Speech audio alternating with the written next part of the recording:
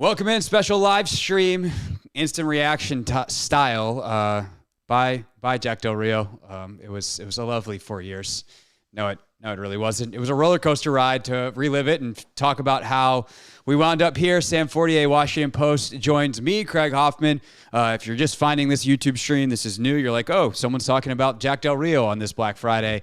We do a radio show every day, 4 to 7. Well, I do. Sam writes in the Washington Post. Hopefully you know that. You can read it at WashingtonPost.com/sports. So 45-10 yesterday, Sam, is the icing on the cake. At the end of the day, like, why do you think Rivera waited to do this now versus, like, because to me, it's like, okay, there's nothing left to save for this season. What if you had done this after the Bears game? Is it just it became untenable to go to work every day? Like, what was the breaking point? To me, the breaking point was losing to two division rivals, one of whom was starting an undrafted rookie third-string quarterback, and not solving defensive problems, not maximizing your defensive personnel. I mean, he's given up explosive – his defenses have given up explosive plays for years. It's obviously been worse this year. They didn't make the midseason turnaround that they usually make. And I think that Ron wanted to give his guy a chance. This is a guy that Ron brought in, stuck by through some, comments that he made about January 6th. He's stayed with him even when – Jack couldn't find a scheme to maximize a high-priced free agent in William Jackson. There's been a lot of problems, a lot of misses, even though Jack, I think, has had the defense playing really well at times over the last 4 years. But when you put those two games together and it, closes the book on your competitive season, you have to do something. And there wasn't, I think, an easy coaching change here. For Harris to fire Rivera, I don't think, that would have been the answer. I think that Ron taking over as play caller is not a slam dunk. It's not going to improve you, probably, right, in the same way firing Brent Wieselmeyer is not going to improve you. So I think it was an imperfect but necessary decision at this point. Yeah, so I think it's interesting, right? Because as you mentioned, Ron is now taking over your defensive play calling. I thought it was interesting and correct when he's like, "Yeah, we're gonna have to scale things back." And I think that's both for Ron and for the players. Like, one point that I've made to people when they've talked about firing Jack in season in the past is Ron taking over isn't as simple as he just picks up the playbook and calls different plays. This is not the defense that he used to call. He's never called this defense before. This is Jack's scheme. Now, if you're a head coach and you're competent and you've been around it for 4 years and you were a former defensive coordinator yourself, I hope you can call at least some of it by this point. And that is certainly what Ron's going to do. But it sounds like they're also going to majorly simplify the scheme. And it just kind of makes me wonder again, like, if this is something that was on the table, none of the people that are going to pick it up now haven't been here. And I think that's frustrating because they've been looking for answers all year. And so in a way, if it works, if they play better these 4 games, it's almost all the more frustrating because these solutions were available all along. The idea of simplifying the scheme is interesting to me because after the Giants game in particular, you talk to Benjamin St. Juste, you talk to Emmanuel Forbes, and they talk about how complex the scheme is and how sometimes that leads to miscommunications in the back end. Then my colleague Tremel Rags talked to Isaiah Hodgins, the Giants receiver, and he was like, yeah, their scheme's pretty simple. We knew how to beat it, especially when they played a lot more man-to-man coverage to try to beat Tommy DeVito, a young, inexperienced quarterback. They, went back to more zone-heavy schemes against Dak, a veteran. But when we talk about, like, simplifying the scheme, I know what we're talking about here, but I really don't know if it matters. You just need to produce better results. Yeah, it's so funny. That quote just brought back something that Logan and I talked about on Take Command last year, which is that all these comments start to come out about this defense. And I was like, it seems like it's complicated for us, easy for them. And that is the worst possible combination of something. Like, you want, as an offense, right? You want your offense to look really complicated. We have motions, we have shifts, we have funky formations, but we know what we're doing, so it's super easy. Complex for them, easy for us. Same thing on defense. Looks really complex. Oh my God, is it cover 2? Is it cover 6? Is it cover 3? But we know what we're doing. It's simple for us. And it seemed like offenses are able to look at this scheme most of the last 4 years. There's been obviously stretches where it's been very, very good, but all in all, offenses have seen straight through the disguises, straight through whatever complications there have been. It's simple to attack, and there has never been a consistent cohesion of execution on the Commander side of it, which is why they're now literally the worst defense in the league. I've been thinking a lot over the last couple of days about the Tampa Bay Buccaneers upset in 2021 when that defense legitimately confused Tom Brady with its rotations. And, William Jackson had a pick in that game. And it just, to me, like, if you crystallize all of the things, and obviously they played complimentary football and they had that a 10-minute drive to seal it at the end where Antonio Gibson is just doing like battering ram running back carries. Like, that to me is maybe like a high point in terms of what this football team has been under Ron Rivera. And I think particularly for the defense to go out and confuse a Hall of Famer who, like, he wins with his mind. He never gets confused, ever. Exactly. Like, why was it impossible to make that consistent? And I don't know if there's one answer. I don't know if Jack would have an answer. I don't know if any players would have an answer. But, like, when you see a high that high, and then you see a low as we're seeing right now, like, how, Well, that's what I wanted to ask is, like, they were able to turn this around mid-year multiple years. And I think that probably saves Jack after the Bears game, right? To answer my own question from earlier. Why doesn't he do that after the Bears game? Well, because every other year there's been a turnaround and they've played like a top 5 unit for the back halves of multiple years here. And Ron's probably like, well, it really is unfortunate that we did this terrible start thing again, but he'll figure it out. Why didn't they turn it around this past year? And I think, by the way, the answer is the other guy who got fired today is not as good as the guy that he replaced. Brett Visselmeyer, the defensive backs coach, also gets fired today. And Chris Harris is the guy they should have kept all along. Like, I think you watch how the DBs progress this year. You watch not just progress, because that's not actually the right word. You watch how the defensive backs regress this year. Cam Curl this year is not as good as he was last year. BSJ, not as good as he was last year. Kendall's about the same guy, but he's got a lot more football underneath him in terms of a resume. And then, by the way, you complicate this or compound this by using your first 2 draft picks on defensive backs at a position that is terribly coached all year long. And to me, like, that's the difference in the previous years, is they were able to figure out a coverage structure that worked for them. And there was like a game and a half this year where they started playing a lot more 2 and it started to work. Teams figured it out. They never adjusted again. And it's been, barbecue chicken, if you will, to borrow the inside the NBA phrasing, ever since. Yeah. I mean, and I think the thing that's frustrating for a lot of defensive players is that they feel like they've made progress. They've had good practices. And last night I was standing in the depths of AT&T Stadium outside the interview room, and I like down the wall, like down the halls, Brian Mitchell's voice is just like on the team broadcast, just ripping them apart about, I don't want to hear about good practices. I'm tired of this crap on the field, things like that. Yeah. And so I think that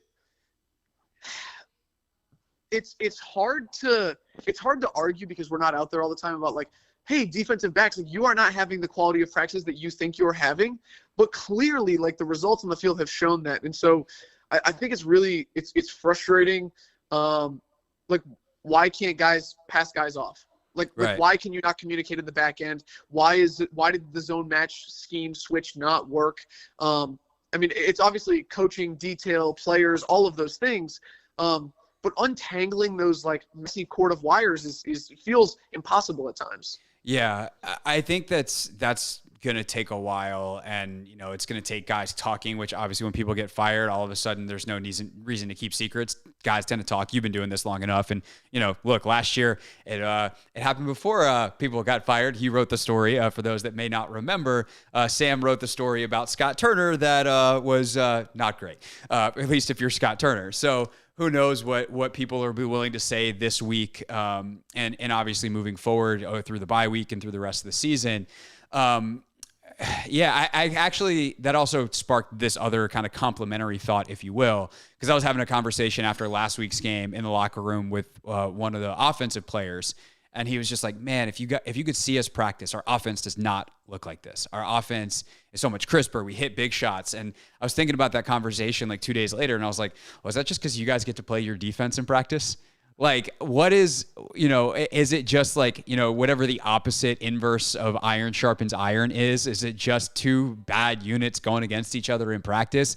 And if so, you get this false sense of confidence because you're beating up on each other, and then you have to go face someone else, and lo and behold, you're not that good. And I wonder if that's kind of been where we were the entire year, and you can never know in training camp because you don't get to see it against someone else. And they even did go to Baltimore, and like they looked good against Baltimore. I think that's the thing that's crazy to me is just it never came together this season. They have all the reason that it should, which honestly does give me hope for the future. Like I do think a good coaching staff can come in here and turn this thing, not to mention the draft picks and the cap space pretty quick. But like, I don't know, I guess to like tee up a question for you, do you think the players here are much better than the results? And this is as you start to untangle the wires, poorly coached team, or did we overrate the talent and the players actually aren't that good and we overrated that in the preseason and that's why they have not met expectations? Last year, it was pretty clear to me, and I think a lot of people, that the offense did not live up to its potential because of three reasons, right? Play calling, offensive line, quarterback. And I think that you could go into the offseason and say, oh, there are these three things that we need to fix. I don't think it is quite that simple this year, but I do think that, yeah, there is talent on this roster, and you're seeing a lesser than the sum of its parts team right now. I think that you do need to make some changes. You obviously need to add edge rushers. You need to add corners, safety, depending on what happens with Cam Curl. I think on the offense, you got to look at tight end. And obviously the big question is you have to evaluate Sam Howell. And I know that he's shown a lot of promising signs, but if you hire a GM or a coach who doesn't think he's the guy or thinks that they have a good enough draft pick and they feel like Drake May or Caleb Williams or one of these guys is an upgrade, they could go get him. So I think there's a lot of things at play, but I don't look at this roster in the same way that we did at the end of 2019 and said, like, this is a massive rebuild. I think that, like, there are pieces there, especially with the cap space that you have, especially with the draft picks that you're going to have. I see this as a not as complete project as it was when Ron Rivera came on. Yeah, I would say there's a lot of helpful pieces on this roster. The thing that's crazy about the 2019 team and this team is the best players are the same guys. Like, bigger question, why do you think Rivera's never been able to get another superstar or develop another superstar caliber player over his time here? Because it really is John Allen, Daron Payne, and Terry McLaurin, and half jokingly Tress Way. I mean, like, no, not jokingly, Tressway. Like, he is one of the best. He's a punter, but like, he's one of the best players on the team. Yeah, that's not a joke. I mean, you have to start with the evaluation process, and I think that, like, I would not give Ron a pass, but like drafting Chase Young, to me, even with the Justin Herbert development and the Tua development, like, he had to take Dwayne Haskins as a part of the job, and Chase Young was a generational guy. Like, not making it work with him, I think is a massive franchise-altering whiff. But drafting him, I don't, think it was a mistake on the same par as Jamin or, Emmanuel could end up being. I think that, you've seen a lot of helpful pieces, like they hit on Cam Curl in 2020. They've hit on, I think Derek Forrest, even though, he hasn't been as consistent and he's been injured this year, but like, I think they've added pieces, but why haven't they been able to add superstar talent? I mean, I think a part of it is the Ron Rivera model, I guess you could say, like the path of every year starting slow, midseason surge, either getting into the playoffs and losing or falling short of the playoffs. Like, you have a middling draft pick every year. And I don't think that the evaluation and development pipeline has been up to par. Yeah. I also just wonder, like, what was Ron thinking on some of this? And I've been thinking about this more too in terms of EB.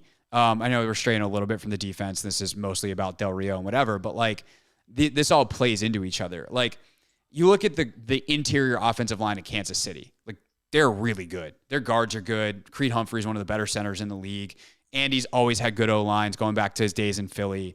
That offense works at its best when you have a really good interior O-line, and you would think that would have been an even bigger point of emphasis with Sam at quarterback. And by the same token, to bring it back to the defense, like, Ron was good when he was good in Carolina, and people know at this point, like, he actually wasn't that good in Carolina. He had 3 winning seasons. But, like, when they were good, and defensively they were good for a long stretch, but he had maybe the best middle linebacker ever. Like, he had Luke Kuechly, and he had obviously the really good players up front, but that defense worked because they had studs in the back seven as well. Josh Norman at the peak of his powers at corner. They had Bradbury, who was really good. But Luke in the middle was the guy who made everything work. And here it's been kind of, the Cole Holcombs, and Cole's like a fine football player, but he's not anywhere remotely close to Luke Kuechly. Cody Barton, obviously, they bring in. And, if they thought Jamin was going to be that guy, like, that's just a heinous evaluation of who Jamin Davis is. Jamin could have been like the Thomas Davis type or the Shaq Thompson type, but he wasn't Luke Kuechly. And, your first round pick, that's a big, big ask. So I also just wonder, like, philosophically, it seems like there's some places where they didn't invest in a major way, or they did and they missed. Corner William Jackson is a big miss.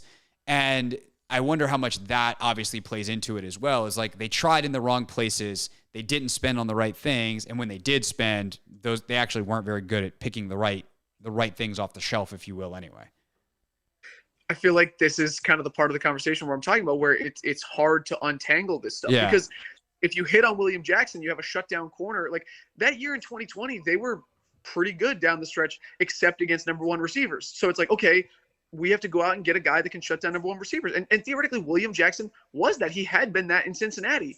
And so then, you were unable schematically to maximize his strengths, and you're unable to coach him up and kind of get him to buy in and play with vision through the receiver to the quarterback instead of, locking onto a man. And so then when that sets you back, then you have to start compensating for that. And it just shifts everything around. And kind of with the same thing with Jamin Davis, like you bring that guy in and you're like, even though he only had 1 year, we can coach him up.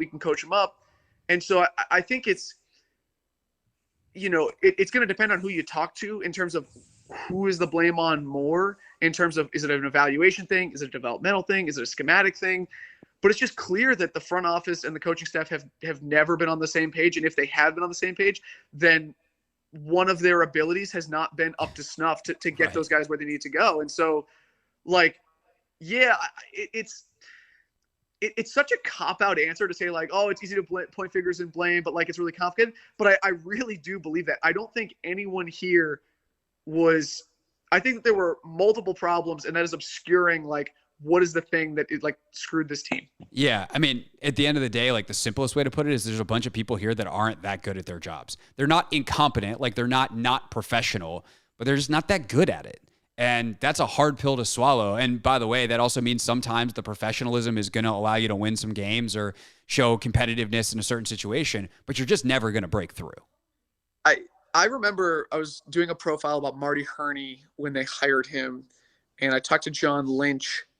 I was doing a profile about Martin Mayhew because he had played with John Lynch when they were together in the NFL. Mm-hmm. And John Lynch made a comment to me, and I'm going to kind of butcher it, but John Lynch basically said, like, I know a lot of people think, like, can it really work with Marty and Ron running it back for a third time? And he said, and I don't know, but I think Martin will be a good addition to that room. He didn't say exactly that, but that was basically his message. And to me, that really speaks to kind of the point you just made. Like, Marty and Ron together, outside of a year where you had the league MVP and a generational middle linebacker, like, this is kind of what they were, and like, so I don't think this comes as a major shock. I think that there were times that, they could have been better, but if you're looking at this and saying, how did Ron Rivera not live up to the 15-1 Carolina Panthers Super Bowl run year? And you just say, like, he never found Cam and he never found Luke. Yeah, no, that's a really good way to put it. All right, last thing, Sam Fortier, again, with us. You can read his work covering all of this. The game yesterday, Del Rio's firing, and what I'm about to ask him about at WashingtonPost.com/sports, which is, where does this team go next? To me, this is kind of like, okay, we got our head on a platter.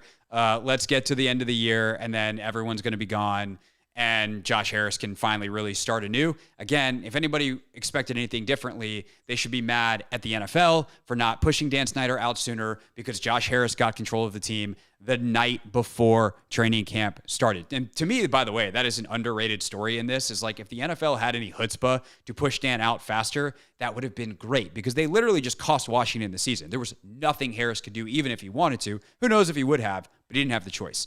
Anyway, aside from that rant that I've done a couple of times over the last year, where does this team go from here, let's say between now and the end of the season?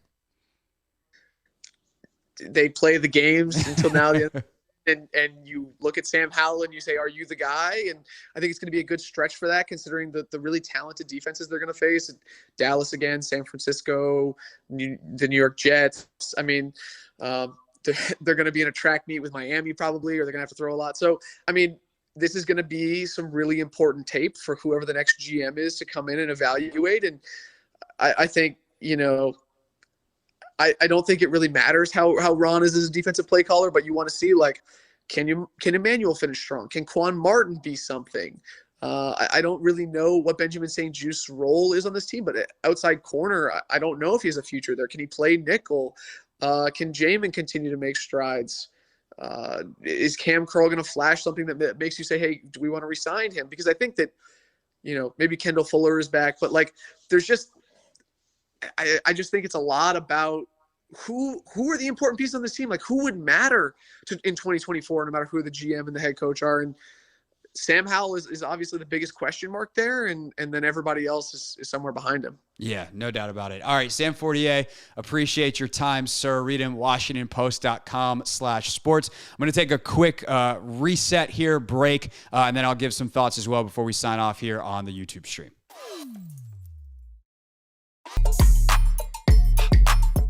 All right, welcome back. YouTube stream style. It's kind of the Hoffman show, I guess. Again, if you want Sam Fortier's work, read at WashingtonPost.com/sports. My name is Craig Hoffman. For those of you that are unfamiliar catching this, new users or new viewers to the YouTube stream on the Team 980 1067 Fan. If you're watching this on my YouTube page, I guess you could be new. You could have just found it on the YouTube Discover page, but I'm the guy in the picture. That's me. So subscribe. We do a podcast 3 times a week. It's myself and Logan Paulson, who played 10 years in the NFL. It's called Take Command. Very good stuff. We did one this morning reacting to the game yesterday. And in it, I said, I'd probably fire Jack Del Rio, but we'll see. And then by the time we hit publish on it, about 5 minutes later, there went Jack Del Rio. Also a radio show daily on the Team 980, which you can listen to nationwide on the free Odyssey app. And of course in the DC area on 980 AM or 1067 HD2. And then we have a pregame show that's on 1067 The Fan and the Team 980. Basically, we're a lot of places. And if you can't find us talking, or me talking about football, then you're not looking very hard. Okay, a couple of thoughts. And then also I will answer a few questions. So I've got a couple of the comment sections up here in the chat. So go ahead and leave a couple questions or comments, and I'll try to respond to, let's say, somewhere between 3 and 5 before we go. The reason I said that I would fire Del Rio is simple. You can't play like that. You can't have this thing feel inevitable. And that's the way the Cowboys felt yesterday. They fought hard in a ton of games this year. They've kept it competitive. At times, they've been like holding on for dear life, and they needed the offense to just give them a little bit more and a little bit more juice, and the offense would let down at the wrong time. And that was kind of the emotional dam break. And that's kind of what happened the previous week, where they held up really, really well against against New York. And they held up and they held up. In Seattle, this happened to an extent too. And then at the end, it's just like, we can't hold on anymore. And they fall off a cliff. And even to an extent, that's what happened yesterday. Like, they were not good in the first half. You go like punt, touchdown, touchdown, touchdown, touchdown, all the way down. And it's 20-10 at halftime. And then I was expecting them to just not be competitive really in the third quarter. They come out and they pitch a shutout in the third quarter, but the offense gets shut out too. And then it all comes crumbling down. But this is the difference between good and bad teams. It's not like you're bad on every single play. It's that you can't put together 60 minutes or 4 quarters for your unit, however long you're on the field. In the Commanders' case yesterday, like 23 minutes of football, of high quality, good, competitive football. And to me, it came down to what Del Rio and his staff were doing. And you can't fire everyone because someone's got to coach the games the rest of the season. But Visselmeyer was obviously the guy who needed to go on top of Jack, because the defensive backs have regressed this year. The defensive backs have not played well at all. Like, Cam Curl has not been the impact player. Like, he's been fine most of the year, but he hasn't been the impact player. Percy Butler has actually played pretty well the last couple of weeks overall, but once a game, he lets one out. And you're like, well, dude, you're the guy. How do we get that cleaned up? How do we make it so our last line of defense isn't reliably giving up a big play for a touchdown once a game? That's an unacceptable rate for that to happen. So you got that. St. Juice has not progressed. Forbes has had this pretty terrible rookie year of mixed baggedness, and it just doesn't feel like he's gotten the help or support. And you talk to these guys too, and that's the thing. And Sam did a good job of referencing some of these conversations. I was there when Benjamin St. Juice made these comments after the New York game, where he's like, things would just be easier if this defense was simpler. We have all these rules, and it's like, okay, it's cover 3, but it's not the cover 3 you see on Madden. Now I'm paraphrasing / expanding on what he was saying. When you play Madden and it's cover 3, it's like, okay, you've got this bubble here and you've got this bubble here, and then there's a safety in the middle. That's not how this defense works. You have to work to identify the concept that's coming at you, and then you go match it. So you might leave a vacancy here, even though it's cover 3 and you're a deep third player, because this route does this thing, you have to jump this, and it's a lot to think about. And it's not that hard when you're drawing it up on paper, because you draw the X's and the O's. The problem is when you're in a game, you don't know what's coming. So it's like, oh, I have a run responsibility here. If this route happens, I have to do that. If that happens, I have to do this. But if this happens, I have to do that. Okay, I've got everything. Oh, crap, this guy just went in motion. Now I've got to recalculate everything I just did. Oh, the ball's in play. Oh, we just gave up a touchdown. Like, it's a lot. And simplifying down some of these rules will make it easier to pass guys off. Will make it easier to, not have a bust and let a guy leak behind you that you thought you had help on, but you don't. And these are the kinds of things that happened all the time. Way too much thinking, way too much guessing, not enough good playing. And Visselmeyer, I think, replacing Chris Harris was an extreme detriment to that regard. And I think that Del Rio probably could have been way more consistent as a play. Like, one, he hired the staff. 2, he could have been way more consistent as a play caller in terms of making it, hey, we're a little more predictable. And that can be hurtful for an offense because it allows them to get their best routes on, like, their cover 2 beaters if you're playing a bunch of cover 2. But it really is a game of execution. If you execute it right, then you should have solutions. And they couldn't execute things right, and that's ultimately the downfall in the end. And the last couple of years, they figured it out. I also think that, like, the front 7 doesn't need to be forgotten here. The lack of pressure has been bad. Allen and Payne are having their worst years of their career. They've been, again, it's not like they're unplayable. It's not like they're unprofessional. It's not even like they're bad, but they're not the dudes that you're paying them to be. And some of that had to do with what Chase was trying to do. But at the same time, like, they didn't really help Chase or Montez out either. They could have brought a lot more pressure as opposed to relying on those guys. They've called better games, I think, since those guys left because they've been more aggressive with the blitz. But then you don't get pressure if you're not blitzing. And it's just, they've never found ways to do stuff that other teams do on a regular basis. And that's the thing that I think is really frustrating is, like, when I do the podcast with Logan and we do our preview show on typically Fridays, but before the game, and we run through what he sees on tape from other teams, I just constantly find myself asking, why can't we do that? Or why can't the Commanders do that? Why is it that they can't take some of these line stunts and execute them at a high level, or take a pressure that another team executes and time it up right? Like, this stuff happens in the league. Some of it's hard, but this stuff is available in the league. And so it's on whoever the next head coach is to find a DC who can do that stuff and is really solid in it. And I think the biggest thing is this staff did not have good teachers on it.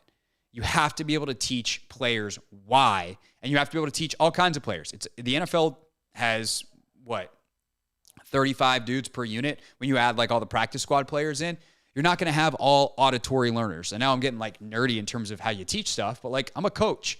I'm not a football coach, but, like, I'm a performance coach. And these are things I think about because teaching, if you can teach someone something, like, you can kind of teach someone anything as long as you personally understand it, if you're a good teacher. And it comes down to, one, your own understanding of what you're doing.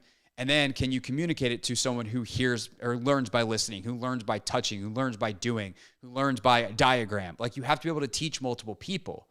And that's the nature of an NFL locker room. And this team, sure, there's some guys that learn their jobs and were able to progress and do well, and way more who weren't. So I don't even know if they were good at teaching any particular style, any particular player, considering how this defense has played this year. Dead last in points and yards allowed, 30th going into the weekend in DVOA. but it's bad. And that would be my priority for the next head coach, the next OC, the next DC, and their staffs on down. I want guys who not only are good in terms of winning with the pen, creating schematic advantages, making things that are easy for their guys and hard for the opponents, but are good at teaching that so that it really does ultimately come out that way when you move it from the pen to the practice field to the game field. All right, let me try to run through some of these. So Edward Jordan says, when Rivera was a DC in Chicago and San Diego, both teams had top defenses respectively. But here's another interesting thing about kind of where we are with Del Rio and Rivera right now. They didn't run Ron's system here. And so I felt a little weird. I should have brought this up when Sam was on, but like even the Luke Kuechly thing, they didn't run the same system. It's a 4-3, and that's the same, but like you're having the same front is not the same as running the same system. Del Rio ran something different than what Ron ran, and that's part of the reason why I think Ron was letting Jack go as long as he did, because he's like, it's not like I can take this over and I know it inside out. And it's another reason why they're going to pare this down is because Ron's got to get it to a place where he can call it. And so I am very curious what that looks like. But I think that was a mistake from Rivera at go. Like when you were good in Carolina, it was in part because of that defense. 2, you need to be able to have more input as a head coach. And he gave that up systematically when he hired Jack Del Rio. And it kind of worked that first year. They wound up like second, I think, in total defense that first year. But, see where we are now. Let's see. Let's go. I'm going to go over to these comments over here.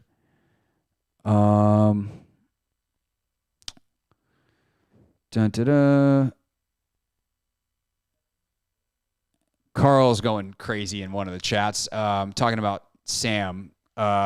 Anyone see Howell comparisons to Rex Grossman? Dude is going to have over 20 picks end of season. Unacceptable. I don't care how. He says how will they happened. I think that's a typo. I think it's supposed to say how they happened. One thing that I think that needs to be discussed here is the lack of complementary football. Like Sam Howell leads the NFL in yards and completions as well as interceptions because he leads the NFL in attempts. These are all volume stats. It's not like he's got the highest interception rate in the league. I'd have to look up and see who does. But when you throw it this much, like you're going to throw picks because you're throwing the ball a zillion times a game. And there is just some correlation. And I'm guessing because we have so much history showing the correlation, causation to teams that run the football to being good defenses.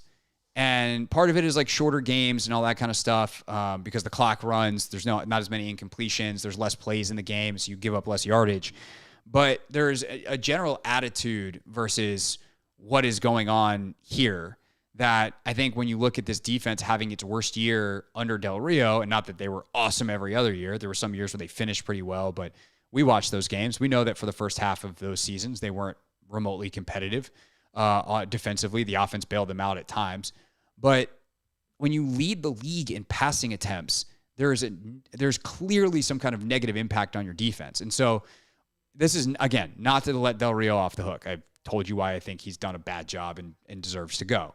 But I do think that if I was a head coach, or if I'm Josh Harris moving forward, and I'm talking to Eugene Shen in the analytics department, I want to know, hey, dude, what's our overall football strategy? What is the thing that we want to make sure that a style of play, we're looking for a head coach that believes the same things we do, because this is the best way to win.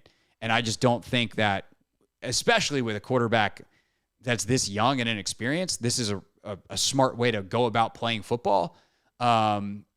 And certainly, like, if you got Patrick Mahomes, fine, but with Sam Howell, no. And you see the results. Not only are they 4-8, they're 2-8 in their last 10. They started 2-0, and they could come out of the weekend with the 4th pick in the draft. All right, a couple more. Here's an actual question. Let's go to the Hawk TV says, what's up, Craig? Hope your Thanksgiving was well spent. It was. We had a nice little Friendsgiving. Had great food. My wife crushed the turkey. Great mac and cheese, mashed potatoes, the whole thing. I just had another leftover plate. So that was great. In your opinion, which loss hurt more, 56-14 in 2021 or 45-10 in 2023? Keep in mind that both those losses were dealt to us by the Cowboys. Oh, I remember. I wasn't there, but I do remember. This one hurts way more. That 21 game was the COVID game. I think Garrett Gilbert may have started it, if I'm thinking of the right game. Like, it was a disaster from a roster standpoint before you even started. So this is one where you're just hoping to show some competitiveness, show some fire, show some, show that you are an actual real NFL football team, and you can't even do that. The embarrassment, I will say, admittedly, and this is going to make some of you mad, and I don't care. Dak eating a turkey leg was hilarious. And if it was our team doing that, we would have been like, that's the greatest moment ever. And it blows because it happened against us. That was funny, objectively. Subjectively, as someone who wants the Commanders to win, oh, buddy, that's embarrassing. So, yeah, I would say when the starting quarterback on the other team eats turkey leg halfway through the fourth quarter, that's a worse loss. Let's see. Let's go back over to 106.7, the fans chat. What's up over here? Let's see. Do we have anything else? Not really. Mr. Cool, if you guys want to drop a couple of actual questions ending in question marks, that's going to make it easier for me to answer one or two more before we go here. But I'll react to a couple of these comments as well. Mr. Cool says, firing coaches won't do anything. Minuski and Del Rio were coaching a winning Washington team when Alex Smith was the quarterback. Yeah, I mean, that second part doesn't go with the first. The firing coaches now isn't going to do anything because, the book has been written. The season is over. You're playing now for draft position. And playing well, might I add, if you're playing for draft position. They could come out at, they went into the weekend with pick 7. They could come out with pick 4. Likely will be somewhere in between. It's not good. But to say that it's all about the quarterback, for instance, Alex Smith found a way to make it work, and all of a sudden these defensive coordinators, they won games. That's not how it works. Everybody matters in an NFL organization. The coordinators matter. I don't want to say more than the head coach, but I don't know. Logan often is the coordinator is the most important person. Which, by the way, I do want to circle back to this in a moment, affects who my next head coach is. But the coordinators are the ones who set the game plan for the week. And the coordinators are the ones who hire the rest of the staff, obviously with heavy input from the head coach, and ultimately come up with this cohesive plan that hopefully the players understand. And the coordinator's ability to get that to the position coaches and to the players through the position coaches, it's what's going to determine your success on that side of the ball. So, yeah, coaching matters in the NFL a ton, not to mention a Kyle Shanahan who can really create schematic advantage on paper that translates to the field because you create good angles in the run game, or you create open receivers down the field in the pass game based off of formations, based off of breaking your tendencies, based off subverting expectations, based off of simple alignment. There's just a lot of stuff you can do and move guys around, and I don't think this team did that remotely well. Defensively, for sure, and frankly, I don't think they do it that great offensively, which leads me to this point. A lot of comments in the, on all the streams, on Team 980, on 106.7 The Fan, on my page, are about Sam. And whether it is Sam or someone else, I haven't done enough draft homework yet to have really strong opinions on this. I really like what I see from Sam. I really like his makeup. I would probably move forward with Sam, but let's see where the draft pick is, and let me watch a little tape on these college guys because I don't watch a ton of college football, admittedly, and we'll go from there. But whoever is your quarterback is going to be a young quarterback, Howell or draft pick, that you hope is here for 10, 15 years. I would like an offensive head coach because of that. Because if you hire a defensive head coach, and we admit that coordinators are super important, what happens if that guy is successful? Let's say you hire Dan Quinn, who would be a very good head coach. And has been a good head coach. But when Dan Quinn had Kyle Shanahan as his OC, he was a Super Bowl coach. He got rid of, or Kyle gets the job in San Francisco. Dan gets fired a couple years later. Dan Quinn was the same guy. And defensively, they were kind of the same defense a lot of that time in Atlanta. But Kyle had the biggest impact because Kyle and Matt Ryan's relationship was incredibly fruitful, and Matt Ryan was the freaking MVP of the league.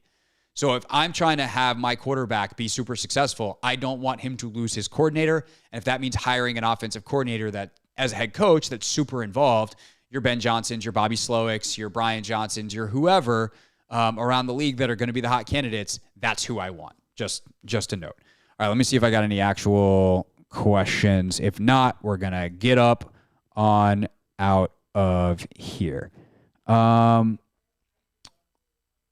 Let's see. People talking about wide receivers. I would love to see what these receivers look like in a more receiver-friendly offense, not one that is so interior-focused.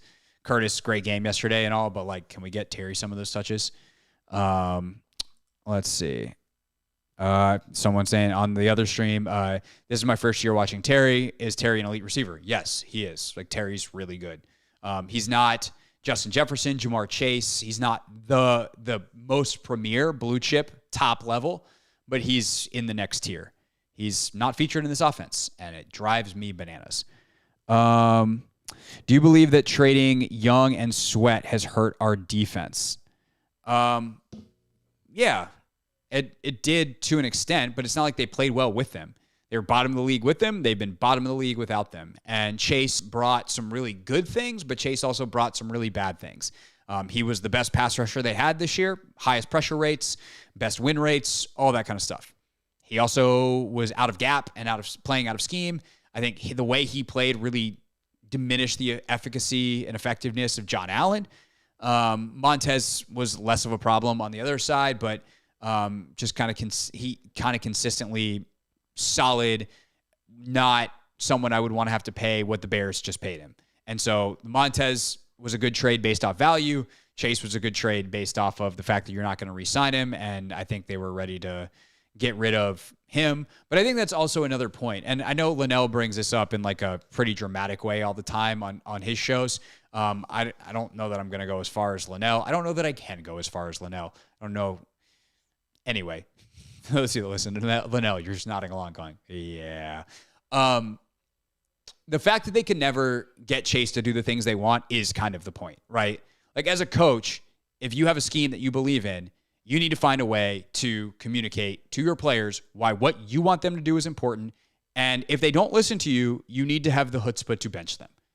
Like, you need to take command of, no pun intended, but listen to the Take Command podcast, wherever you get yours. You need to take command of your unit, and you need to establish the power structure and say, like, no, like, I know you're good and you're talented, but if you don't do the things we need you to do, like, someone else will. They'll play. And they never did that with Chase. And that's a huge fundamental flaw in this unit. It's a fundamental flaw of Rivera. It's on Scanina. It's on Jack. It's on everybody. And if they were, and unlike in the past where maybe they were afraid to do that because of Dan, like, Josh Harris wasn't going to have a problem with that. So do your thing, man. Like, go be a coach. And that was definitely a problem. Let's see. We got to get a quality GM, real football person. Yes, they do. That is correct. Unfortunately, all those people are like assistant GMs right now. Let's see. All right. That's going to do it for now. Appreciate everybody checking out this stream on a Black Friday here. I hope all the sales of your dreams were there for you and you spent your money wisely. Other than that, I'll see y'all for the Hoffman Show on Monday. We get started at 4 o'clock, have 10 thoughts from the game. We call it First and 10. Obviously, we'll go a little bit longer on the biggest thoughts, which will include the firing of Jack Del Rio. Other than that, that's all we got. Just take command out now on the game. We'll do our tape review on Tuesday.